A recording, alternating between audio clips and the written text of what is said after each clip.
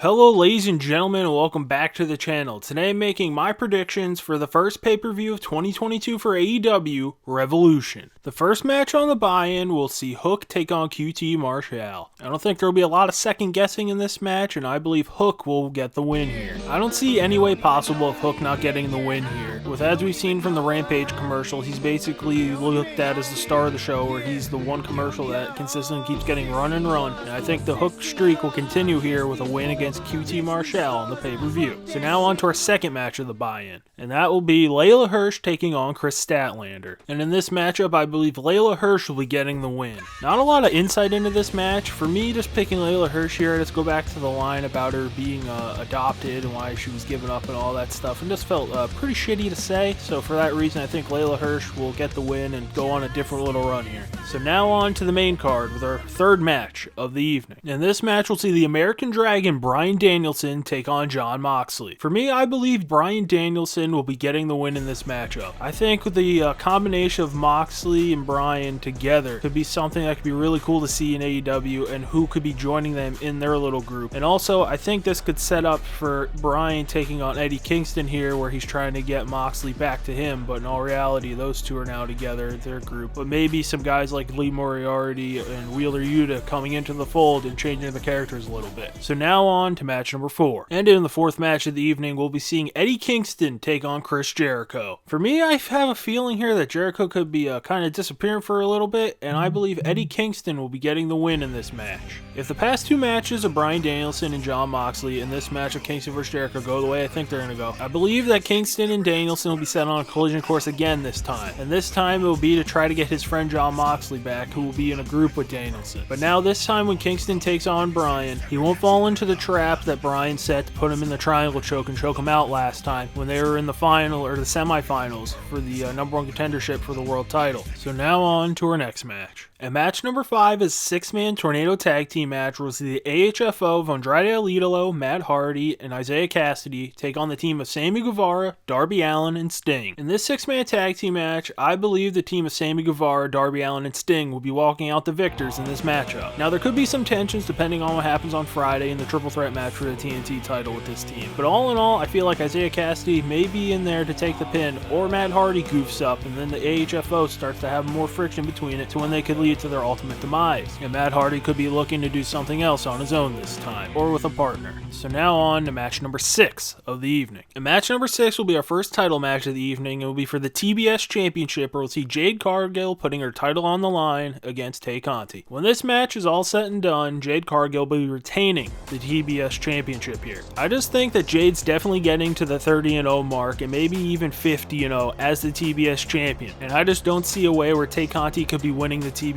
Championship. And I just think Jade Cargill has more left to do with the TBS Championship.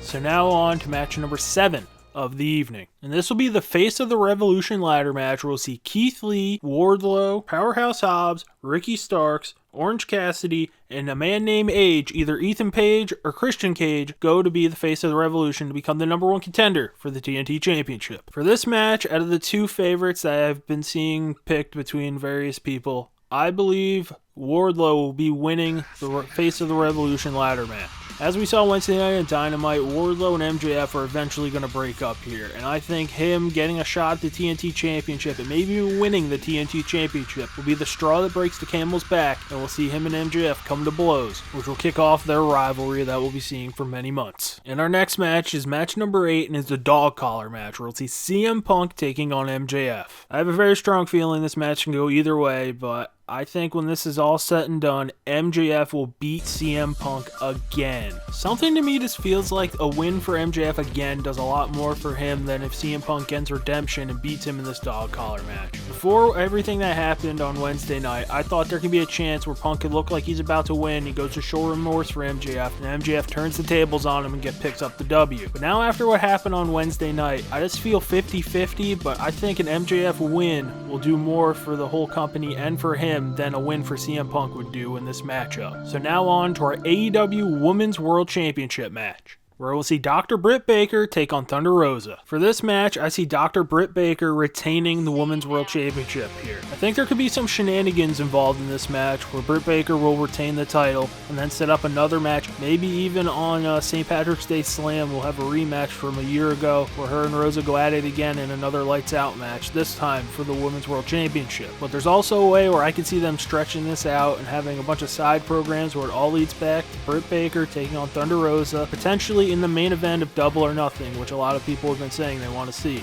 So now on to our co-main event of the evening. And this will be a triple threat tag team match for the AEW World Tag Team Championships, where we'll see Jurassic Express putting the titles on the line against Red Dragon and the Young Bucks. There's no crazy ideas in this match to me. I believe Jurassic Express will be retaining the World Tag Team titles in this triple threat match. I think we all kind of have a decent feeling of where this is going, to where Red Dragon and the Bucks cost each other away that they had a chance to win the tag titles. And then this leads into our 6-man tag team dream match that we've been waiting for, where Kenny comes back and he tags with the Young Bucks to take on Cole, O'Reilly, and Fish, and they have their big blow-off match. And for Jurassic Express, I could see matches with FTR happening. Maybe the Briscoes come in. I don't know how this whole Ring of Honor deal is going to happen. Maybe they jump over and we see them take on each other for those tag team titles. Or maybe Santana and Ortiz are the team that dethrones Jurassic Express to become the new World Tag Team Champions.